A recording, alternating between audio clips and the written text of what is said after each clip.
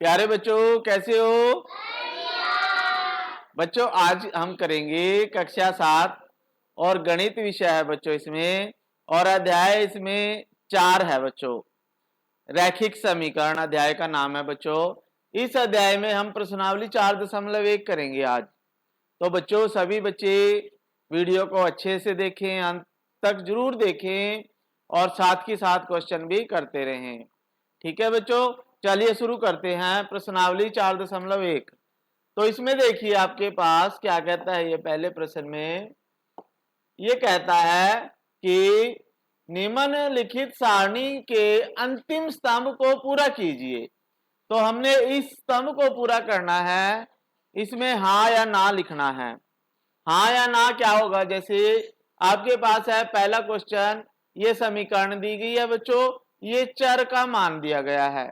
यानी समीकरण में चर होता है, जो अंग्रेजी का अक्षर है ना, X Y Z A B C D, जो इंग्लिश का वर्ड है तो उसे चर कहेंगे, क्योंकि उसका मान स्थिर नहीं रहता, उसका मान अलग अलग प्रश्न के लिए अलग अलग होता है। जैसे इस प्रश्न में x का मान यहाँ 3 दे रखा, इस प्रश्न में x का मान 0 दे रखा, इसमें x का मान -3 दे रखा। तो यानी सभी प्रश्नों में जिसका मान बदलता रहता है तो उसे चर कहेंगे, और जो 1 2 3 गिनती के अक्षर हैं उन्हें अचर संख्याएं कहते हैं। ठीक है, तो हमने निकालना है कि क्या x बराबर 3 इसमें रखने पर क्या ये 0 बन जाता है समीकरण। तो ये देखिए, इसको सॉल्व करेंगे और फिर इसका आंसर देंगे हम। ठीक है, तो इसमें देखो जैसे आपके पास पहला है ये, तो यहाँ पे x की जगह पे आपने यहाँ 3 लिखना है बच्चों। क्या लिखना? 3। तो ये आ जाएगा 3 जमा 3, कितना आ गया? 3 जमा 3 6। क्या ये 0 के बराबर है? 6 बराबर नहीं लिखोगे आप 0 के, तो इसका उत्तर आएगा कि बताइए समीकरण संतुष्ट है या नहीं। नहीं, तो आप लिखोगे नहीं या नो, नहीं आ जाएगा यहाँ पे। ठीक है, तो नहीं के लिए मैं नो लिखूंगा और हाँ के लिए यस लिखूंगा बच्चों। ठीक है, ऐसे ही आप यहाँ पे x का मान 0 लिखो, तो ये आ जाएगा 0 जमा 3, 0 + 3 = 0। अब ये कह रहा है 3, ये आ गया आपके पास 3, क्या ये 0 के बराबर है? तो ये 0 के बराबर नहीं है, तो इसका आंसर भी नो आ जाएगा, नहीं आ जाएगा। ठीक है, फिर उसके बाद है आगे बच्चों आपके पास थर्ड पार्ट है। जैसे x जमा 3 बराबर 0, x का मान आपने -3 लिखना है। अब तो हम यहाँ पे -3 लिखेंगे, -3, x की जगह पे -3 और +3, और 3 -3 और +3 हमें पता है 0 होता है, तो ये 0 आ गया बच्चों। अब ये 0 के बराबर आ गया, बराबर 0, तो ये दोनों बराबर हो गए हैं, तो इसका मतलब यस। ठीक है, फिर ऐसे ही 7 का मान यहां लिखेंगे, तो ये आ जाएगा 7 - 7 बराबर 0 आ जाता है। 7 - 7 0 होता है, और ये बराबर 1 के है या नहीं? तो बराबर नहीं 1, तो ये 9 हो जाएगा। ठीक है, तो इसी तरह आपने बाकी सभी करने हैं। आपने अब x की जगह पे आपने 8 लिखना है, तो 8 - 7 कितना आ जाता है बच्चों? 1, और इधर राइट हैंड साइड में भी 1 दिया गया है, तो ये यस हो जाएगा। फिर ऐसे ही 5x बराबर 25, 5x का मतलब है 5 गुना x, तो यहाँ x की जगह पे हम 0 लिखेंगे, तो ये आ जाएगा 5 गुना 0, कितना होता है? 0 होता है बच्चों। और क्या 0 25 के बराबर है? तो ये नहीं आएगा 25 के बराबर, तो ये 9 हो जाएगा। ऐसे ही x बराबर 5 लिखेंगे, तो 5 गुना 5 कितना आ गया? 25, और ये बराबर है 25 के, तो ये यस हो जाएगा। ठीक है, तो ऐसे ही x का मान -5 लिखेंगे यहाँ पे, तो ये आ जाएगा 5 गुना -5। तो हमें पता है जब एक संख्या जमा की होती है एक माइनस की, और उनको गुना करते हैं, जब मल्टीप्लाई करते हैं तो आंसर माइनस में आता है। तो यहाँ -25 आएगा और हमें पता है -25 जो है 25 के बराबर नहीं है। ठीक है, तो ये 9 हो जाएगा बच्चों। ऐसे ही अब m की जगह पे हम -6 लिखेंगे तो -6/3 आ जाएगा, -6/3 -6/3। -6 को जब 3 से डिवाइड करेंगे तो -2 आएगा। क्या आएगा? -2। और ये बराबर नहीं है, राइट हैंड साइड में है 2 के बराबर नहीं है, तो ये 9 आ जाएगा। ठीक है, अब m को 0 लिखना है बच्चों, तो यह आ जाएगा 0/3। 0 होता है बच्चों, और ये इक्वल टू नहीं है 2 के, तो ये 9 आ जाएगा। फिर है 6/3। 6/3 तो ये होता है 2, और ये इक्वल टू है 2 के, तो ये यस हो जाएगा। ठीक है, तो ये क्वेश्चन पूरा कर लिया हमने, इसे कर लीजिए आप लोग। अब हम नेक्स्ट क्वेश्चन करेंगे बच्चों।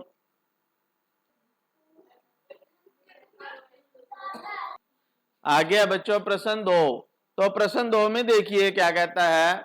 ये कहता है कि जांच कीजिए कि कोष्ठकों में दिए गए मान दिए गए संगत समीकरणों के हल है या नहीं। यानी जो हमें इक्वेशन दी गई है और कोष्ठक में उनका वैल्यू दी गई है, चर का मान दिया गया है, तो क्या ये चर का मान है या नहीं, या ये समीकरण को सेटिस्फाई करता है या नहीं करता, तो ये हमने जांचना है, जैसे फर्स्ट क्वेश्चन में किया था। तो इसका उत्तर देखिए आपके पास है बच्चों, सेकंड उत्तर है बच्चों देखिए। तो इसमें देखिए ए पार्ट है, ये है n+5 = 9 और n है, n क्या है 1।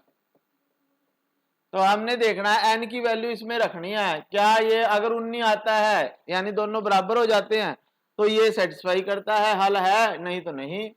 तो इसमें n का मान 1 लिखो। 1 + 5 तो कितना आ जाएगा बच्चों? बराबर में है 19। तो 6 19 के बराबर है या नहीं? तो बराबर नहीं है ये, तो ये हल नहीं है। ठीक है, ऐसे ही बी पार्ट करो इसके। 7n+5 = 19 और n = -2 है। n = -2, तो n का मान -2 लिखेंगे बच्चों। यहाँ पे इक्वल टू लिखो और ये माइनस, तो ये n की जगह पे हम 7 गुना -2 + 5 = 19, तो ये आ जाएगा -14 + 5 -14 + 5 = 19।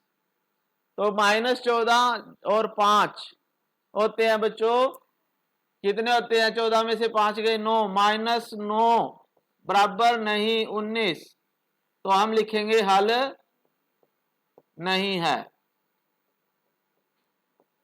हल नहीं है। ठीक है, तो आप इसे ऐसे करोगे। ठीक है, तो इसमें आप इस तरह के चिन्ह लगा सकते हो। इसका मतलब है हम अगली नेक्स्ट लाइन पे आ गए हैं। तो ये आपका बी पार्ट था और ये ए पार्ट था। फिर आपका सी पार्ट आ गया है। तो सी पार्ट में देखिए क्या कहता है ये। 7n+5 = 19 और n = 2 दिया गया है बच्चों। तो n की वैल्यू 2 रखनी है, तो ये आ जाएगा 7 × 2।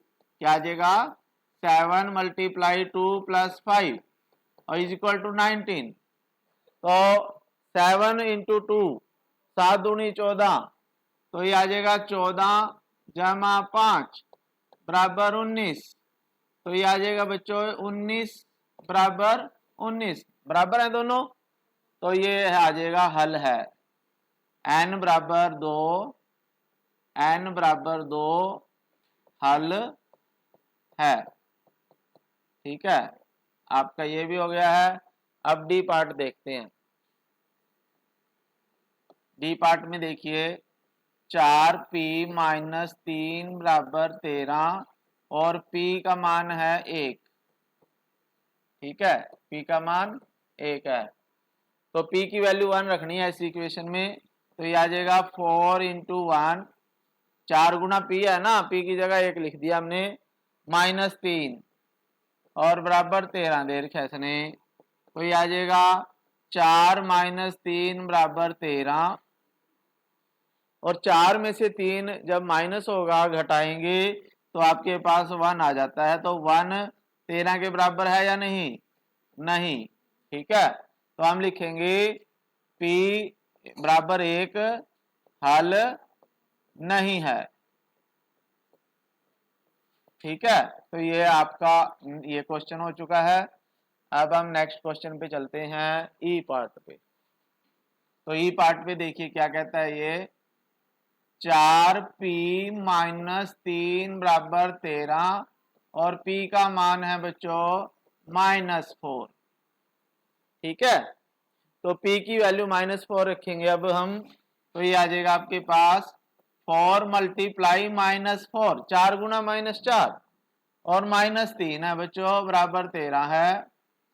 तो देखिए 4 चौके 16 होते हैं या कितने, माइनस के 16 आ जाएंगे, क्योंकि एक माइनस का एक प्लस का है। तो -16 -3 इज इक्वल टू 13। तो ये आ जाएगा -19 इज इक्वल टू 13। क्या ये दोनों बराबर है? ये -19 है, ये 13 है, तो ये बराबर नहीं है, इक्वल टू नहीं है। तो हम क्या लिखेंगे, p इज इक्वल टू -4 हल नहीं है, हल नहीं है। ठीक है, फिर आपके पास नेक्स्ट क्वेश्चन आ गया है, लास्ट पार्ट है एफ। तो एफ पार्ट में देखिए क्या कहता है ये, 4p -3 इज इक्वल टू 13। अब हमने मेरे पास p इज इक्वल टू 0 है बच्चों, क्या है 0, तो p की वैल्यू 0 लिखेंगे। तो ये आ जाएगा 4 मल्टीप्लाई 0 -3 इज इक्वल टू 13। तो 4 को 0 से मल्टीप्लाई करके 0 ही आता है, 0 -3, तो ये आ जाएगा बच्चों -3 बराबर 13।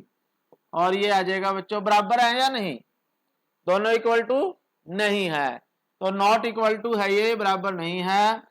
तो ये हम लिखेंगे p इज इक्वल टू 0 हल नहीं है। ठीक है, तो इसे कर लीजिए आप, ये क्वेश्चन पूरा हो चुका है। नेक्स्ट क्वेश्चन करेंगे इसके बाद हम, आगे है बच्चों प्रश्न 3। तो प्रश्न 3 में देखिए ये कहता है कि प्रयत्न और भूल विधि से निम्नलिखित समीकरणों को हल करें। यानी हमने p का मान बताना है जिससे दोनों बराबर हो जाएं। तो हमने प्रयत्न और भूल यानी नंबरों को बार बार ट्राई करके देखना है और ताकि आंसर आ जाए। तो इसमें उत्तर है बच्चों, फर्स्ट पार्ट का उत्तर है इसी का, और सेकंड पार्ट का इधर कर लेंगे। तो यहाँ पे क्या है, 5p जमा 2 बराबर 17, यानी 5p plus 2 is equal to 17।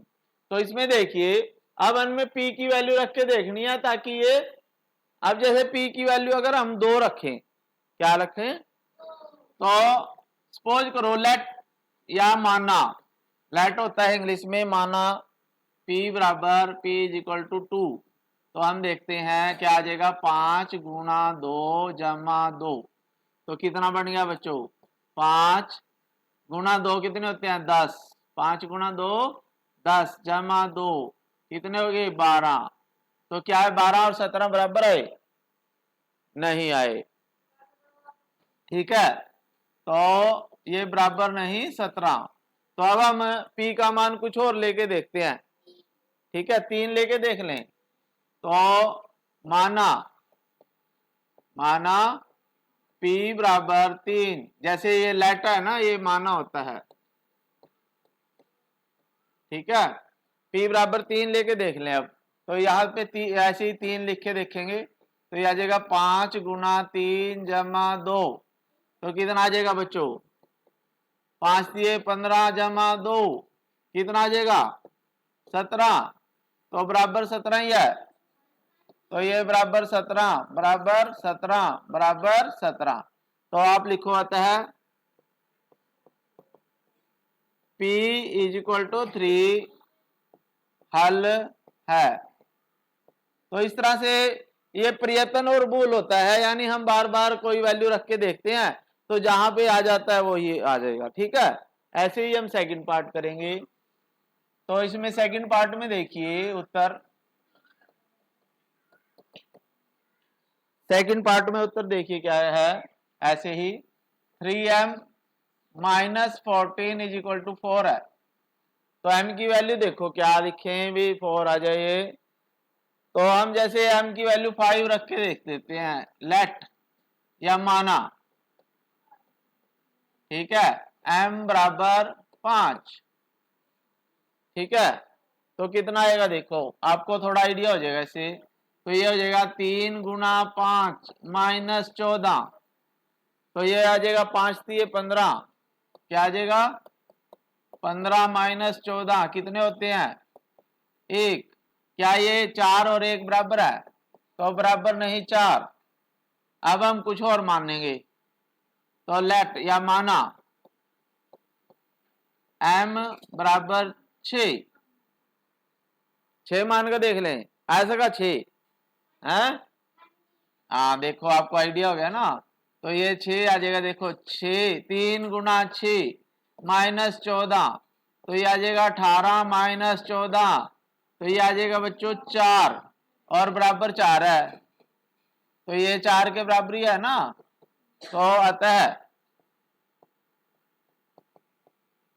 m बराबर 6 हल है।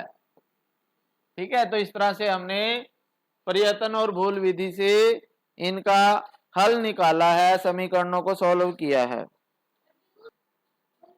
प्यारे बच्चों नेक्स्ट क्वेश्चन देखें, अगला प्रश्न है निम्न कथनों के लिए समीकरण दीजिए। यानी जो ये समीकरण, ये कथन दिए गए हैं उनके लिए हमने समीकरण लिखनी है, इक्वेशन लिखनी है। तो जैसे जैसे लाइन बोलेंगे वैसे वैसे ही हमने जो अभी समीकरणें हल की थी वैसे ही लिखेंगे। जैसे ये कह रहा है फर्स्ट पार्ट में देखिए, संख्याओं x और 4 का योग 9 है, यानी x का और 4 का योग 9 है। तो x और 4 का योग को क्या लिखोगे, x जमा 4, और किसके बराबर है 9 के। ठीक है, तो हम लिखेंगे पहले का आंसर है x जमा 4 बराबर 9, तो ये आपका उत्तर है बच्चों फर्स्ट पार्ट का। ठीक है, ऐसे ही सेकंड पार्ट में देखो a का 10 गुना, a का 10 गुणे का मतलब है a को 10 से गुना करना है, तो 10 को a से गुना करेंगे तो 10a होता है, और 70 है, यानी a का 10 गुना कितना है 70, यानी बराबर 70।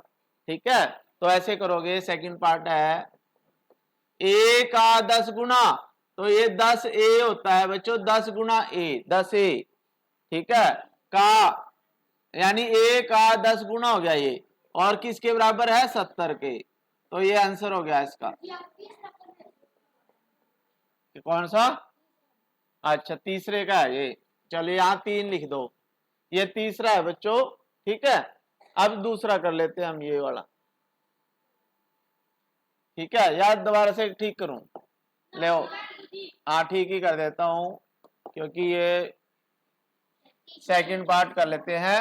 y में से 2 घटाने पर, y में से कितना घटाएंगे 2, तो y में से 2 कैसे घटाते हैं बच्चों, y - 2।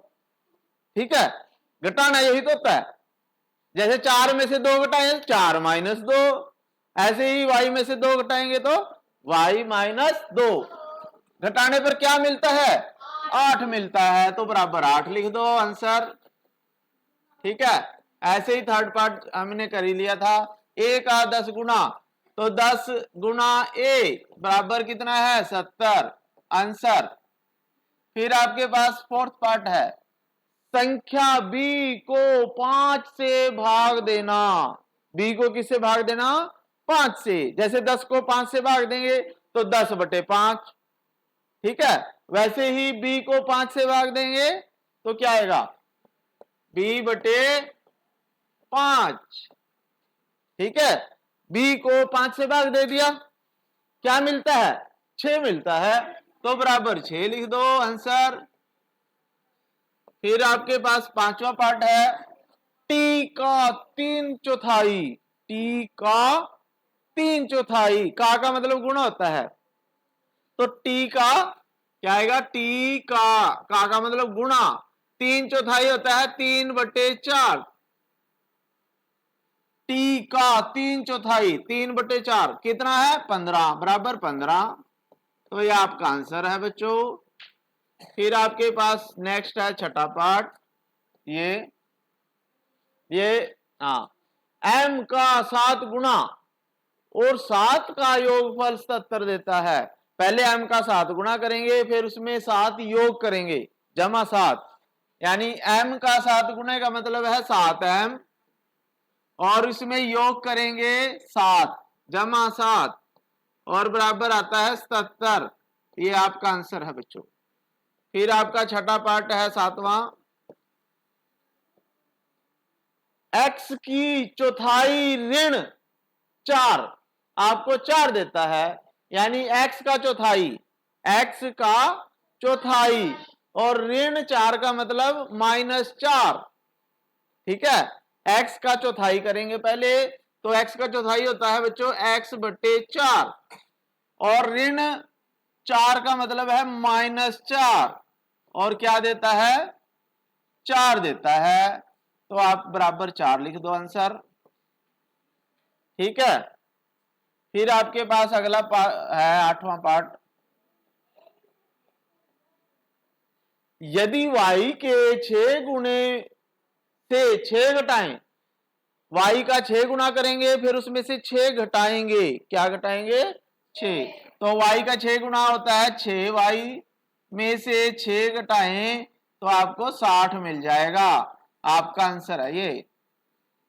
फिर आपका है नाइन्थ, यदि आप z के 1/3 में 3 जोड़ें, तो z का 1/3 लिखो, z का 1/3 बच्चों z/3, z/3, 1/3 होता है वो 1/3 में 3 जोड़ें, इसमें 3 ऐड कर दिया और आपको 30 मिल जाएगा, 30 मिल जाएगा, आपका आंसर है। तो ये क्वेश्चन 4 पूरा हो चुका है, कर लीजिए बच्चों। आगे है बच्चों प्रश्न 5।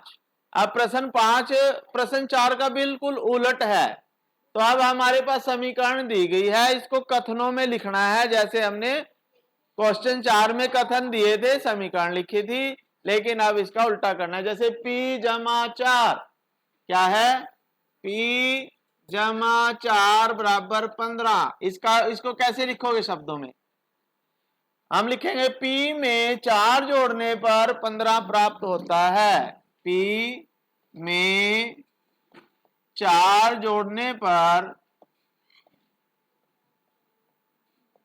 15 प्राप्त होता है,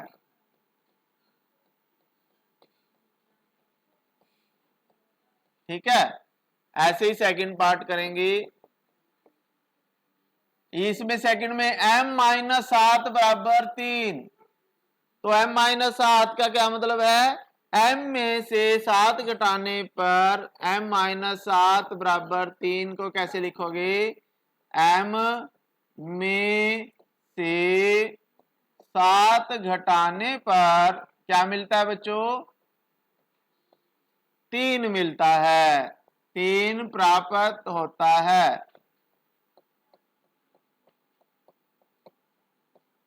ठीक है। ऐसे ही हम थर्ड पार्ट करेंगे, यहां 2m है, 2m का क्या मतलब होता है, m को 2 से गुणा करने पर क्या मिलता है, 2m बराबर 7 का मतलब क्या है, m को 2 से गुणा करने पर क्या मिलता है हमें, 7 प्राप्त होता है, 7 मिलता है। ठीक है, ऐसे ही फोर्थ पार्ट करेंगे बच्चों। अब इसमें क्या कर रहे हैं, m को क्या कर रहे हैं, 5 से भाग दे रहे हैं। तो देखिए बच्चों, हमने ये सभी प्रश्नों के उत्तर लिख लिए हैं। जैसे 3m/5 बराबर 6 का मतलब है m का 3/5 भाग 6 मिलता है। ठीक है, फिर है 3p जमा 4 बराबर 25 है आपके पास छठे पार्ट में। तो इसमें लिखोगे p को 3 से गुणा करके 4 जोड़ने पर 25 मिलता है। ठीक है, फिर सातवें पार्ट में 4p माइनस 2 बराबर 18 है। तो इसको लिखोगे p को 4 से गुणा करके, क्योंकि 4p है तो p को 4 से गुणा किया और उसमें से 2 घटाने पर 18 मिलता है।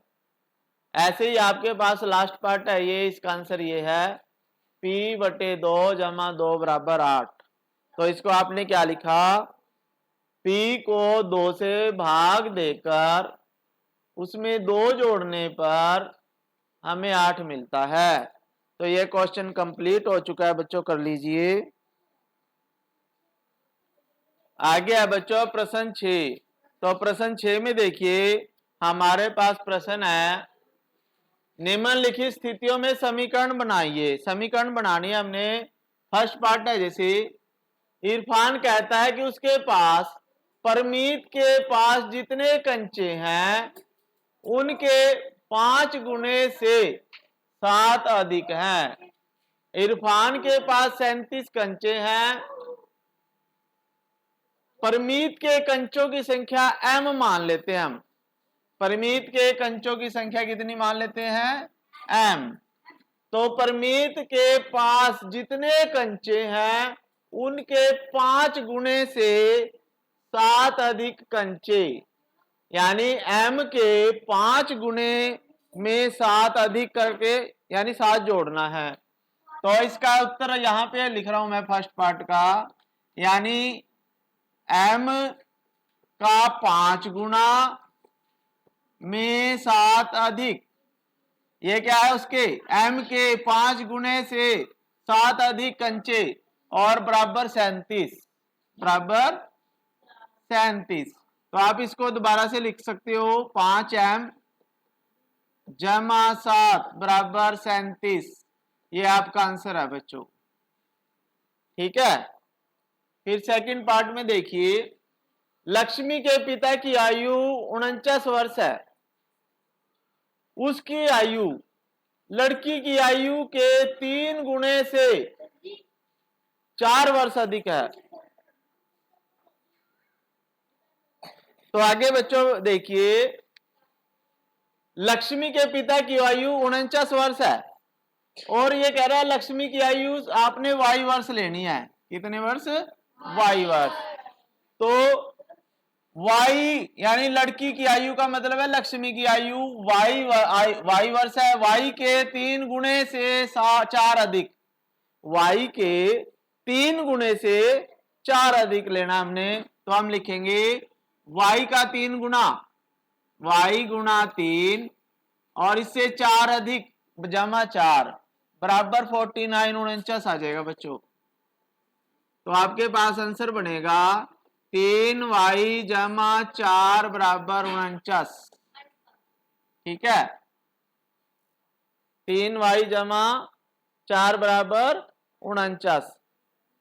ठीक है, तो उसके बाद है अगला आपके थर्ड पार्ट है, अध्यापिका बताती है कि उनकी कक्षा में एक विद्यार्थी द्वारा प्राप्त किए गए अधिकतम अंक प्राप्त किए गए न्यूनतम अंक का दुगना धन 7 यानी जमा 7। तो प्राप्त किए गए अधिकतम अंक 87 है, तो न्यूनतम अंक L लेने हैं हमने।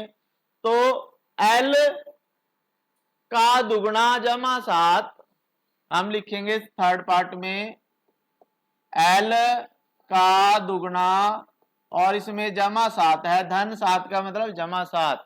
L का दुगना जमा 7 बराबर कितने हैं, 87, बराबर 87। तो आपके पास आंसर आ जाएगा 2l + 7 = 87। ठीक है। फिर उसके बाद फोर्थ पार्ट है, एक समद्विबाहु त्रिभुज में शीर्ष कोण प्रत्येक आधार कोण का दुगुना है। आधार कोण का दुगुना, तो आधार कोण, प्रत्येक आधार कोण b है। तो याद कीजिए त्रिभुज के तीनों कोणों का योगफल 180 है। अब एक समद्विबाहु त्रिभुज है, तो समद्विबाहु त्रिभुज के दो कोण समान होते हैं।